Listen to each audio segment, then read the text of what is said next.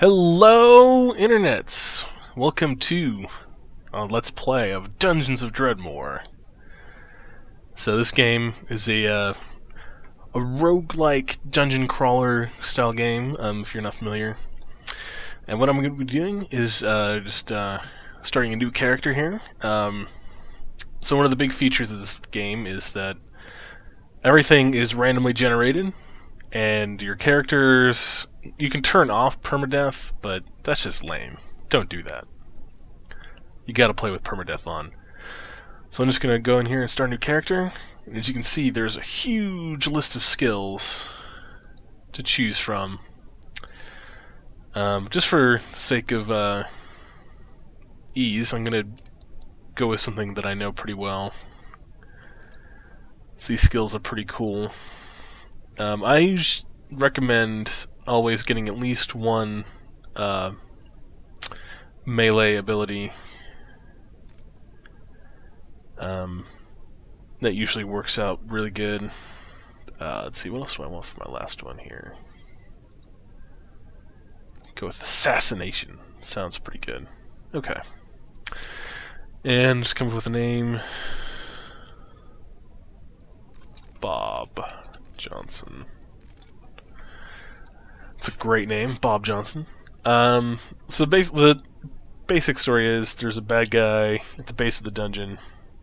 You have to go kill him. So this is how the game starts. This first level of the dungeon. With all the DLC packs installed, there are 15 levels all the way down. And of course, they get progressively harder, and the monsters get tougher. And there are some weird abilities that the monsters get in this game. So, the first thing I'm going to do is just arrange some of my inventory here. Get stuff I don't need out of this hotbar. And I don't really have any other equipment to mess with, so I will start out. So, the way the game works is there's a square grid, and there are these different little blocks of the map that the game arranges in a random pattern. So eventually, if you play this game enough, you'll recognize all the different areas and their features, and that will definitely be helpful in knowing how the game will play out. So, the first thing here, there are these levers that you can switch, and obviously these aren't doing anything, but these sparkly gems down here, and there's 3 slots of those obviously go together, and I just stepped onto mine. So to start this out, how this works, you put these down in any combination, and it will pop out a vending machine, which is pretty handy. And of course, it gives you a different vending machine if you give it a different order. So that's always handy to know. So this stealing items, this is a skill from the burglary skill tree that you get for free. And basically, any of those vending machines, I get to take one of the items out of it for free. And this is one of my favorite skill trees because this next one here basically makes lockpicking doors automatic, which there are a lot of locked doors, and you actually get some decent experience from unlocking those. And that also means you get to save your lockpicks, which you have a finite amount for these chests. And that's a good thing because chests always have, well, they don't always have items in them, but they have a good chance of having items. And you can find some really cool stuff in there, considering, like everything else in this game, the contents of a chest are randomly determined. So here's some combat. These are diggles. one of the most common enemy types in the game. You'll see a lot of different variations of this creature, and it's trying to kill me. So here, I'm just gonna stand here and let him come to me. So that means I get the first strike. He's doing some... hurt me a little bit, not too bad. That guy was easier. Okay. So, basically all you need to do is just keep on going around. On this first level especially, there are a few really important things that you want to find. First thing you notice, there's a slot here for crossbows. And I don't have any arrows at the moment, but you need a crossbow to shoot arrows, so being able to shoot arrows at enemies from a distance is really handy. So that's one thing you want to find as soon as possible. And the other thing is, with this DLC pack that I have, there's a thing called a pocket dimension, or basically you get to store items instead of keeping it in your inventory, which is, as you can see, it's a limited amount of space. And finding that is really important. And the other thing is finding a store vendor where you can sell things you don't want. Those are probably the most important parts early on, because not having the pocket dimension means that you're gonna have to backtrack a lot for items that you want to pick up, but you can't at the moment. And I keep stepping on these mines. They are hard to see because when you first start out, you don't really get to see anything but an outline of a trap, which is definitely a pain in the butt. And I'm going to just start running away here a little bit while my health regenerates. I'll eat some ground meat. Ooh, and I am in trouble. Don't really have much else to heal with. So what I'm going to do here is just exploit some of the game mechanics a little bit. And just keep running away from this guy while my health regenerates. Your health will regenerate over time. Every 7 turns you get a health point back. So as you can see, it's going up slightly. And there are also these bonuses here, so if I had an item or a skill that increases this number, that basically subtracts turns from the time it takes to regenerate a health point. So if this was a 2 here, and instead of taking 7 turns to regenerate a health point, it would take 5. So, alright, I think that's good enough. I can fight this guy, kill him. Hey, look at that. All that running for nothing. But in this game, you definitely want to be careful, because death comes early and often when you play this game.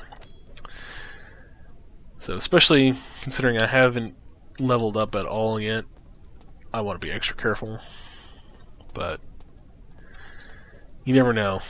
Death can come at any time. Alright. So this is a stairway. It goes down to one of the next levels of the map. And that's... the goal is obviously to make it all the way down to level 15 and defeat Lord Dredmor. But he is quite tough. Alright, so this guy here, he's asleep. But if you notice, he's got this halo around him, which means that he is not just a regular monster, he's a boss guy.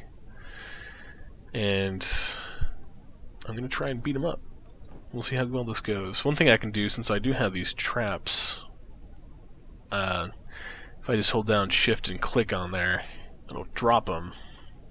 So that way if I get into trouble, I can just drop that and run away, and he'll have to step on it.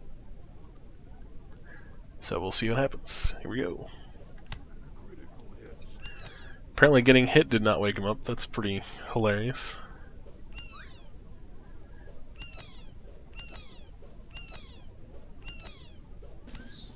Yeah! Alright, I beat him and I leveled up.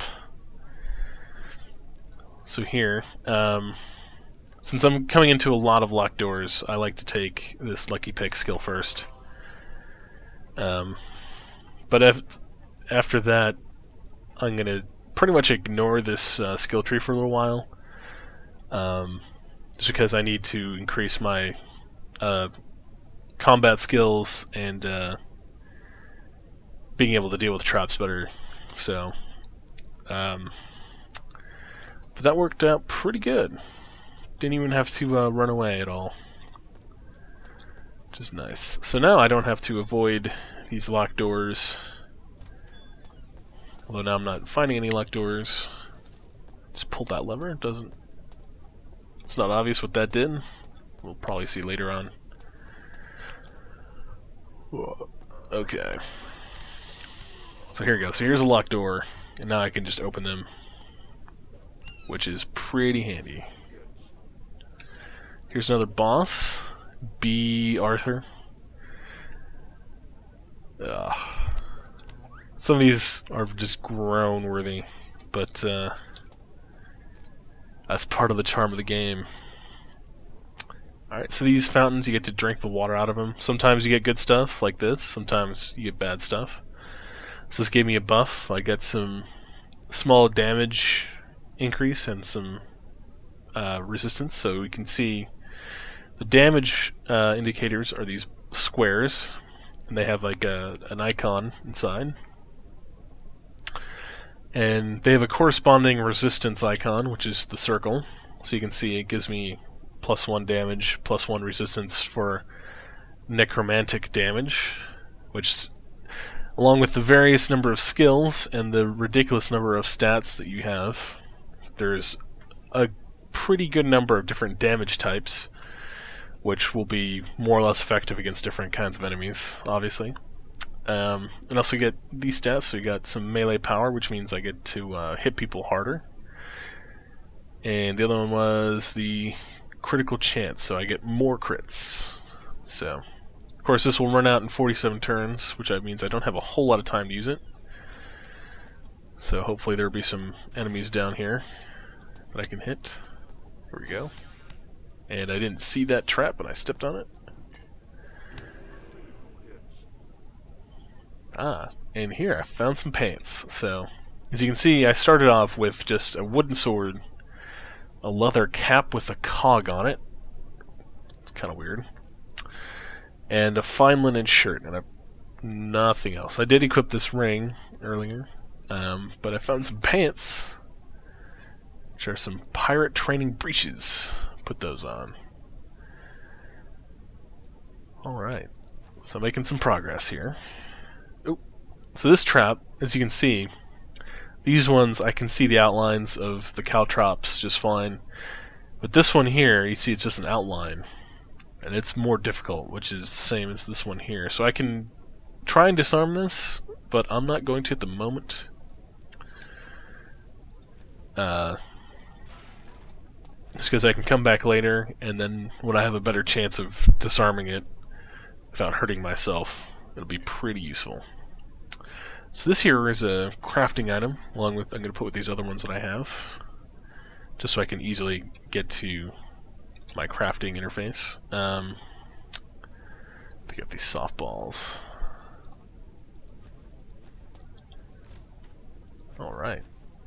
There's a common raven up there. Those guys are kind of annoying, because sometimes it can be hard to hit them.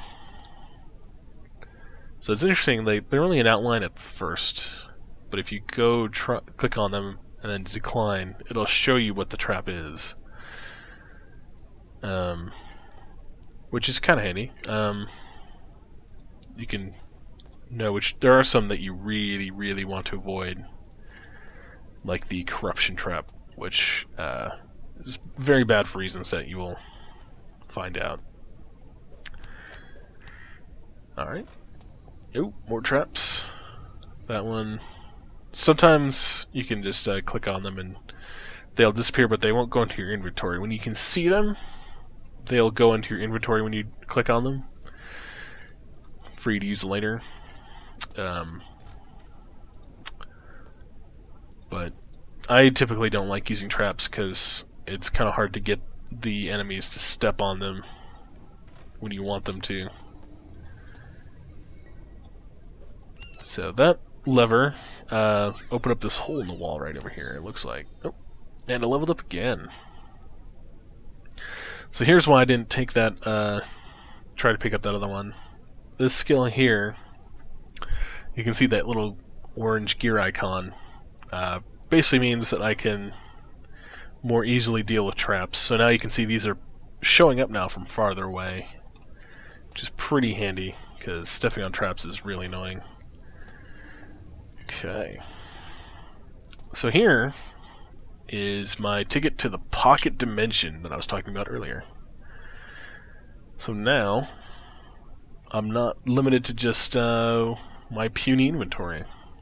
So here we go. See this little blue gateway just popped up on the screen down here. So I click on that. And this is my pocket dimension. You can change it to a different look. So this is what it looks like sort of on level 15, where the end game takes place. But it basically has all the tile sets from the different levels of the maze. You can customize it to look however you want. Let's go with that. That looks pretty cool. So what I'm going to do here is just drop off a bunch of items that I don't want to hold around with me, but I want to keep them. They are pretty handy.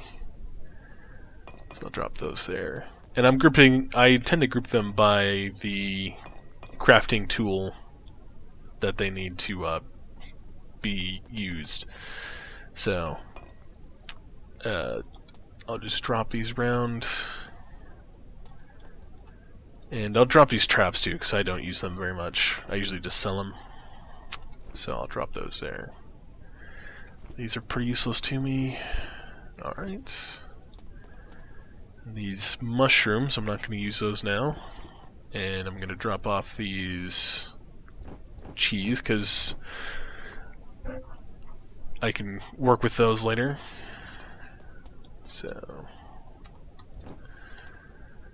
let's see.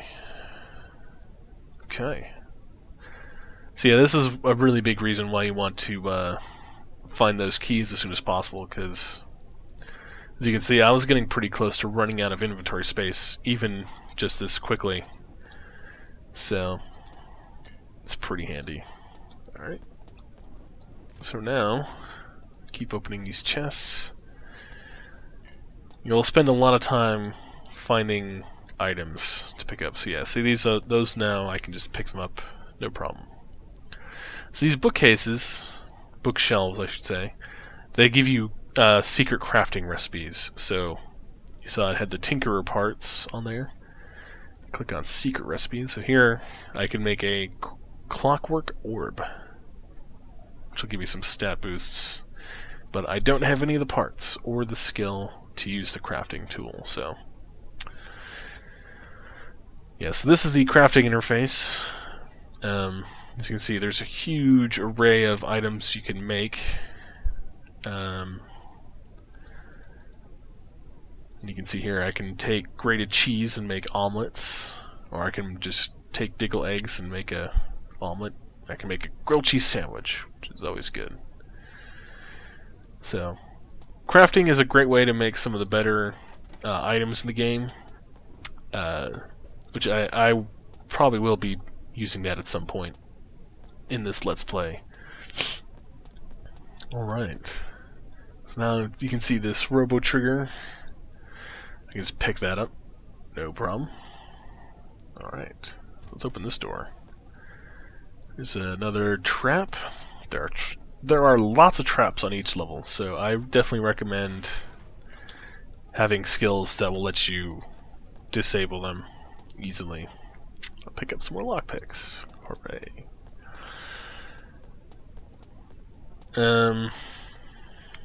Right. Break another crate. Here's some more. Here's a little gnome. A tiny elderly man? In an enormous hat. And I blocked him.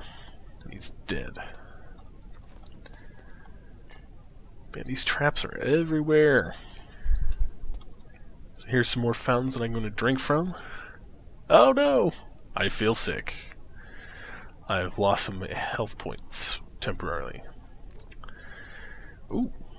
This one's pretty cool. So this gives me some cold damage and a bunch of cold resistance. So, here we go. I found a vendor. So here you can see I can, if I had the money, I could afford to buy some of these. You can see it gives the description and the cost. I only have 166 coin, or Zorkmids, that's what they're called. So I really can't afford much of any of this at the moment. I could buy a belt, I guess. But I get to sell some things now. In fact, I'll sell these. And I'm going to go back to my pocket dimension. Drop off some more of this stuff. Let's see. Drop off these cheeses in this pile. Drop off the metal ingots over there. Okay, and then I'll just pick all this stuff back up and sell it. So there's a lot of items that I'm going to just be selling, just because they're pretty worthless to the way I'm going to be playing.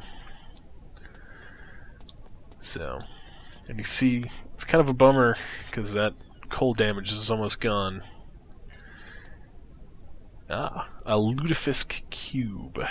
Nice. So you can see here I have some lutefisk, which I could eat. It's food, but it only gives you 1 health point, and it's not really worth it. But this fancy box, as you can see here, I can take stuff, like for example, I'll take this plum, put it in the box, and it becomes lutefisk. So I typically just use this to hold lutefisk that I'm carrying around because it does have a use. So I will I'll mostly just be dumping lutefisk I find in here, but there are times where it can be handy to convert a bunch of items into lutefisk. Let's see. As you can see, there's this belt stuck in the middle of this little moat on an island, and at the moment I can't get to it, but hopefully fairly soon I can get to it. There's an enemy hidden behind this door. There you can kind of see him. It's a blobby.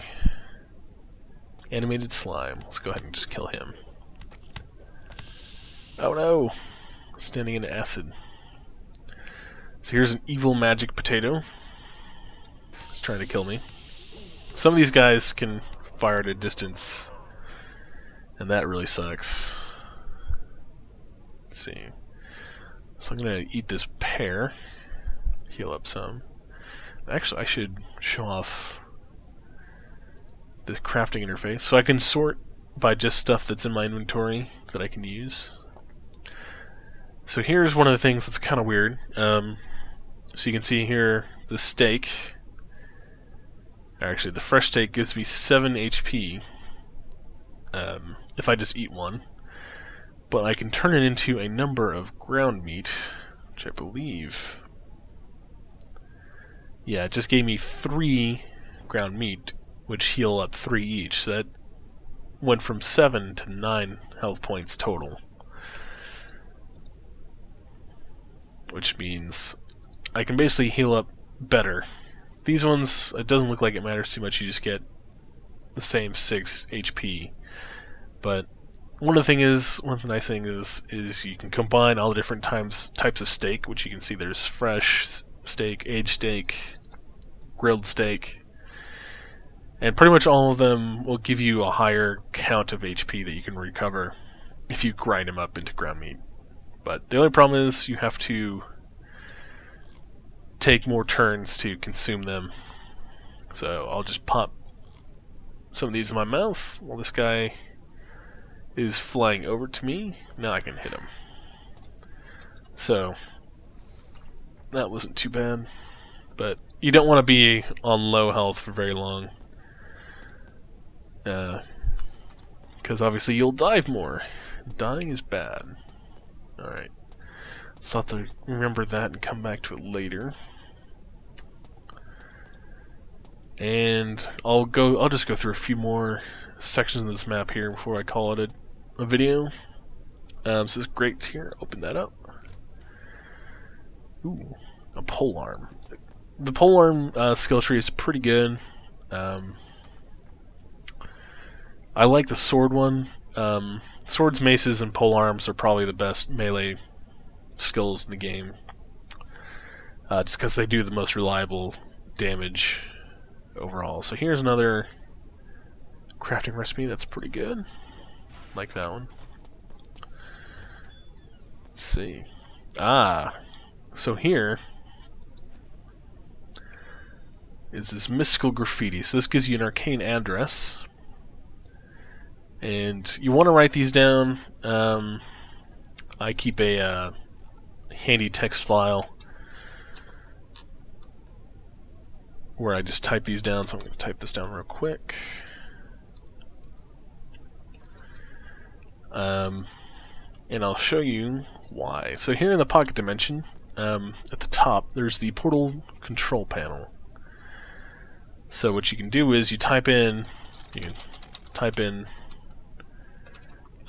pretty much anything. If you type in one of those arcane addresses that you find, it will take you to a special tiny little level with monsters of the same level typically from the level you got the address from. So if I typed in the one I just got, it should take me to a level where the enemies are going to be about the same as the ones I'm already fighting. But there's tons of randomness, so I'm not going to do that at the moment. I'll probably do that later on. Oh, and this is an enemy from the next level down. Typically, there's a small chance for enemies from the next level down to spawn on the level you're on, which can be problematic, but this guy's not too hard. So, alright. Just a couple more rooms here. So this here is a side quest statue. I ignore these until I've explored the entire level, just because they can spawn a lot of enemies on you and make it a lot more likely to kill you. So I avoid those until I'm done. Alright. Some more softballs. Let me throw some at this blobby here. You can see these don't really do a whole lot of damage, but they hit people from far away. So here's the last thing I'll show you.